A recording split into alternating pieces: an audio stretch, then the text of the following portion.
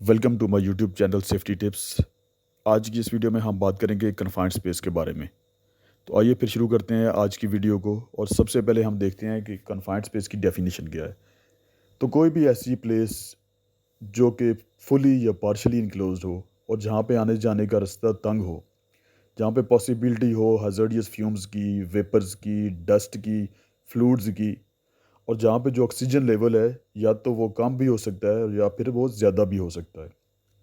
Tranches, पिट्स और excavations जो हैं, अगर वो 1.2 मीटर से ज़्यादा डीप हैं तो वो कन्फाइंड स्पेस कंसिडर की जाएंगी। अगर एक्सकेवेशन की विड्थ टू डेप्थ रेशो जो है वो लेस देन 2 मीटर है तो फिर भी वो कन्फाइंड स्पेस कंसिडर की जाएगी। फॉर एग्जांपल, अगर एक्सकेवेशन की जो विड्थ है वो 4 मीटर है और उसकी जो डेप्थ है वो 2 मीटर है, तो जब हम 4 को 2 से डिवाइड करेंगे तो आंसर आएगा 2। तो ये कन्फाइंड स्पेस नहीं होगी क्योंकि ये लेस देन 2 मीटर नहीं है।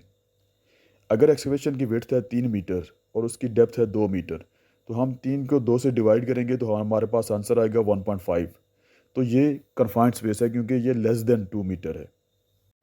तो हम देखेंगे कि टाइप्स ऑफ कन्फाइंड स्पेसेस, कि कन्फाइंड स्पेस की कौन कौन सी टाइप्स हैं।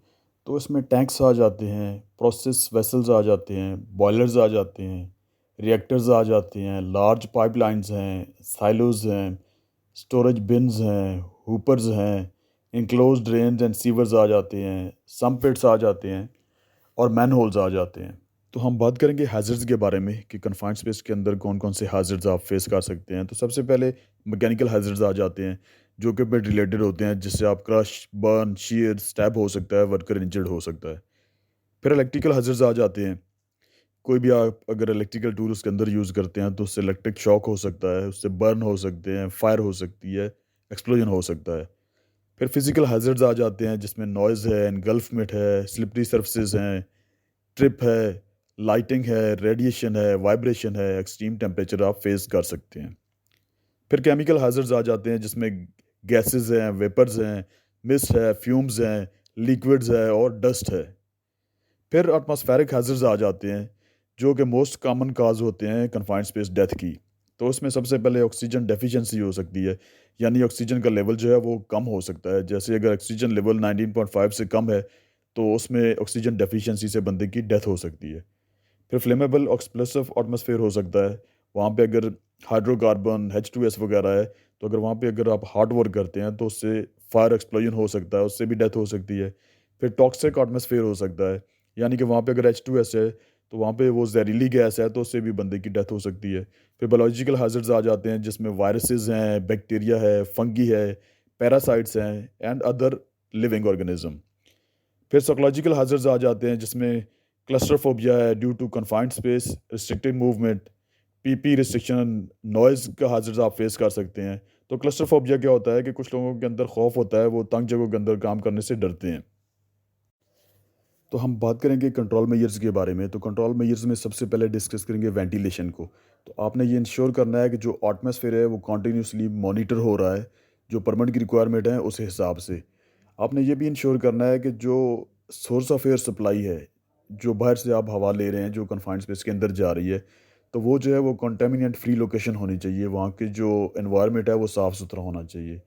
और जहाँ पे highly toxic contaminants confined space के अंदर मौजूद होते हैं, इसके लिए डिफरेंट मेथड यूज़ किए जाते हैं उनको वहाँ से रिमूव करने के लिए, जिसमें लोकल एग्जॉस्ट वेंटिलेशन है, पर्जिंग है, इनर्टिंग है। तो ये सारी चीज़ें मैंने डिटेल से एक शट डाउन की वीडियो में डिस्कस की हुई हैं, तो उसमें आप ये चीज़ें डिटेल से देख सकते हैं। बेसिकली इनका मकसद यही होता है, जो लोकल एग्जॉस्ट वेंटिलेशन है या पर्जिंग है या इनर्टिंग है, कि जो कन्फाइंड स्पेस के अंदर का एनवायरनमेंट है, जो उसके अंदर कंटामिनेट्स हैं या उसके अंदर जो ऑक्सीजन का लेवल हाई है अगर, तो उनको रिमूव करके उसको रिप्लेस करना है। फिर उसके बाद आपने यही देखना है कि जो लोकेशन है जहाँ पे आप जो एग्जॉस्ट वेंटिलेशन जहाँ पे आप डिस्चार्ज कर रहे हैं, यानी कि जो हवा आप कन्फाइंड स्पेस के अंदर से डिस्चार्ज करके बाहर डिस्चार्ज उसको कर रहे हैं, तो आपने ये उसको टेस्ट करना है, मॉनिटर करना है कि आया कि वो कंटेमिनेट उसमें निकल रहे हैं या नहीं निकल रहे। और दूसरा ये देखना है कि जहाँ पे आप उसको डिस्चार्ज कर रहे हैं तो वहाँ पे उस एरिया में कोई भी वर्कर्स नहीं होने चाहिए, क्योंकि अगर वो उस एरिया में काम करेंगे तो वो भी एक हाजिर है उनके लिए, क्योंकि वो जो हवा कन्फाइंड स्पेस के अंदर से बाहर जा रही है वो ऑलरेडी कंटामिनेटेड है। तो ये चीज़ फिर एक कॉम्पिटेंट पर्सन डिटरमाइन करता है कि वहाँ पे जो कन्फाइंड स्पेस के अंदर की जो एयर चेंज है वो कितने टाइम के बाद होनी चाहिए, और जो एटमॉस्फेयर है उसको कितने टाइम के बाद रिप्लेस करना चाहिए।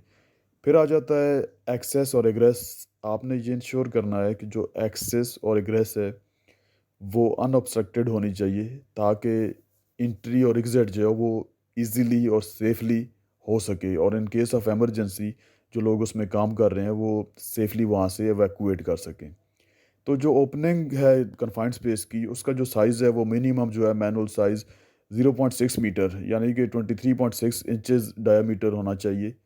वार्निंग नोटिसेस पोस्ट होने चाहिए, बैरियर्स होने चाहिए, वहाँ पे एक ऑब्जर्वर होना चाहिए, स्टैंड बाय पर्सन होना चाहिए जो अनऑथराइज एंट्री को रोके।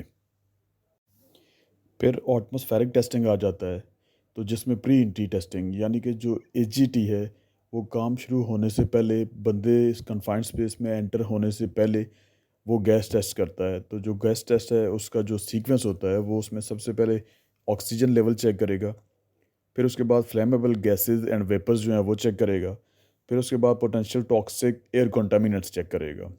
तो जो मॉनिटरिंग है, जो गैस टेस्टिंग है, वो डिफरेंट डेप्थ्स पे ली जाती है, जैसा कि आप ये पिक्चर में देख सकते हैं। वो पहले टॉप में ली गई है, फिर मिडल में और फिर बॉटम में, क्योंकि जो टॉक्सिक गैसेस होती हैं जैसे H2S है वो हैवियर देन एयर होती हैं। तो वो हमेशा जो डीप जगह है उसमें उसकी कंसंट्रेशन ज़्यादा होती है। तो अगर आप एक कन्फाइंड स्पेस का जो टॉप लेवल है वहाँ पे रीडिंग लेंगे तो वो डिफरेंट होगी, और अगर उसके बॉटम में लेंगे तो वो डिफरेंट होगी, क्योंकि ये हैवियर देन एयर है। तो ये हमेशा कंसंट्रेट करती हैं लो लेइंग एरियाज़ के अंदर। फिर मॉनिटरिंग जो है वो कंटिन्यूस मॉनिटरिंग आ जाती है। उसमें ऑक्सीजन कंटेंट जो है वो बिटवीन 19.5 टू 23.5 होने चाहिए। फ्लेमेबल गैसेज एंड वेपर्स जो हैं वो बिलो 5% ऑफ LEL होने चाहिए, और potential toxic air contaminants are equal और बिलो 1/2 ऑफ OEL यानी ऑक्यूपेशनल एक्सपोजर लिमिट। फिर पर्जिंग आ जाती है। तो अगर कन्फाइंड स्पेस के अंदर hazardous कंटामिनेंट्स हैं तो फिर उनको पर्ज किया जाता है बिफोर एंट्री।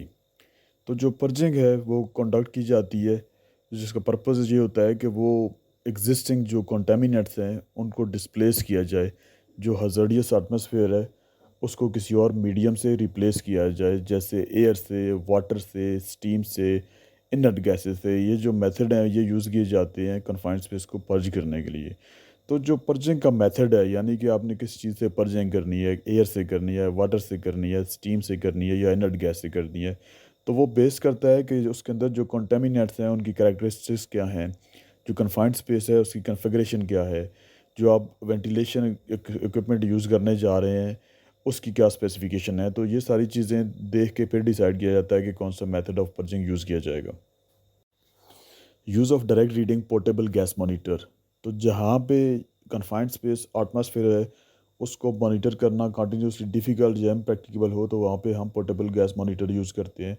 तो जो बॉम्ब टेस्टिंग है, जो पोर्टेबल गैस मॉनिटर है उसकी बॉम्ब टेस्टिंग होनी चाहिए।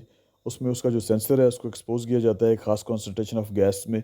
तो वहाँ पे ये पता चलता है कि उसका जो सेंसर है वो डिटेक्ट कर रहा है और उसका जो अलार्म है वो प्रॉपर्ली फंक्शन कर रहा है या नहीं। फिर इसकी कैलिब्रेशन आ जाती है। तो जो फ्रीक्वेंसी ऑफ कैलिब्रेशन है वो डिपेंड करता है मैन्युफैक्चरर के मैनुअल के ऊपर, लेकिन मोस्टली ये 6 मंथ के बाद इसकी कैलिब्रेशन की जाती है। फिर आ जाता है PPEs एंड RPE, यानी पर्सनल प्रोटेक्टिव इक्विपमेंट और रेस्पिरेटरी प्रोटेक्टिव इक्विपमेंट।